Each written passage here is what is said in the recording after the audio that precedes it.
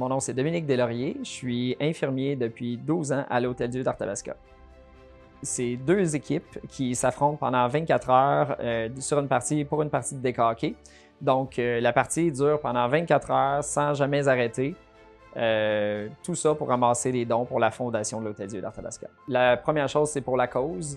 La fondation de l'Hôtel-Dieu d'Arthabasca pour ramasser des dons pour améliorer les soins qu'on donne au public. Étant infirmier, c'est une cause qui me touche beaucoup. Puis en même temps, le deck hockey, c'est un sport que je trouve super. C'est un sport qui est en montée au Québec. Donc, c'était une belle façon pour moi de m'impliquer. Au début, je ne pensais pas être capable de continuer pendant 24 heures. C'est vraiment une tâche qui est énorme. J'ai fait beaucoup de sports de longue haleine. J'ai fait des marathons, tout ça, mais je ne pensais pas qu'on allait être capable de le faire comme ça pendant 24 heures de temps. La préparation, c'est une préparation qui doit être de longue haleine. Donc, j'ai couru beaucoup les semaines, les mois avant. Préparation physique, préparation mentale aussi, parce que selon moi, c'est la plus grosse partie du défi. C'est plus d'être capable de ne pas arrêter, d'avoir un bon pacing. Puis, si on est capable de faire ça, je pense que n'importe qui est capable de le réaliser. Il faut juste avoir une bonne condition mentale. Écoute, on a été super bien accueillis quand on est arrivé là-bas. C'était très bien expliqué. Il y avait une bonne organisation. Au début, on était vraiment fébrile. Tout le monde voulait embarquer. Tout le monde voulait commencer à jouer. Puis on a commencé extrêmement fort. La partie était super rapide. Puis on s'est vite rendu compte qu'on ne serait pas capable de continuer pendant 24 heures si on continuait à ce rythme-là. Les équipes se sont parlé. On a diminué un petit peu l'intensité. Puis pendant tout le long du match, on a essayé d'avoir des activités pour essayer de rendre ça plus intéressant, pas faire diminuer l'intensité, pas faire... des fois, il y a des petits moments morts. Là, à partir de 2 heures du matin, je pense que tout le monde a pris un petit down. Là, donc, il y avait tout le temps quelque chose, des bonnes idées d'ailleurs des bénévoles pour essayer de nous faire raviver ça, de nous redonner l'énergie. Avoir des joueurs professionnels qui sont venus nous donner de l'énergie, avec qui on a pu jouer, on a pu échanger. Vraiment super de voir qu'il y a du monde comme ça qui sont venus jouer avec nous, puis donner aussi un peu d'énergie à tout le monde qui en avait grandement besoin. C'est surtout au niveau mental.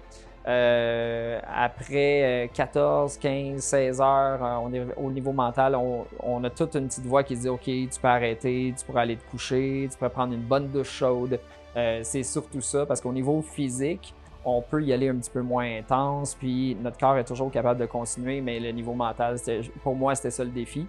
J'ai pris un break d'1 heure, mangé pour me reposer un peu, puis après ça, j'étais frais pour recommencer.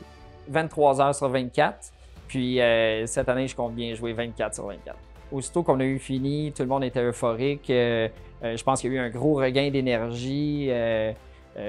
L'heure après, ça a été juste comme magique. Tout le monde était prêt à faire n'importe quoi. On avait plein d'énergie, mais après ça, ça a vite descendu. Je pense que l'épuisement pendant toute la semaine suivant l'événement, tout le monde a eu des douleurs musculaires. On a essayé de penser tous les petits bobos qu'on avait. Puis ça m'a pris au moins une semaine de m'en remettre après ça, mais je recommencerai n'importe quand. Avec cet événement-là, on a ramassé au-dessus de 35 000 $ pour la fondation de l'Hôtel-Dieu d'Arthabasca. Super belle fondation qui nous aide, nous en tant qu'infirmiers, mais aussi les médecins, pour desservir la population, avoir des meilleurs soins, avoir aussi des détections de cancer plus précoces.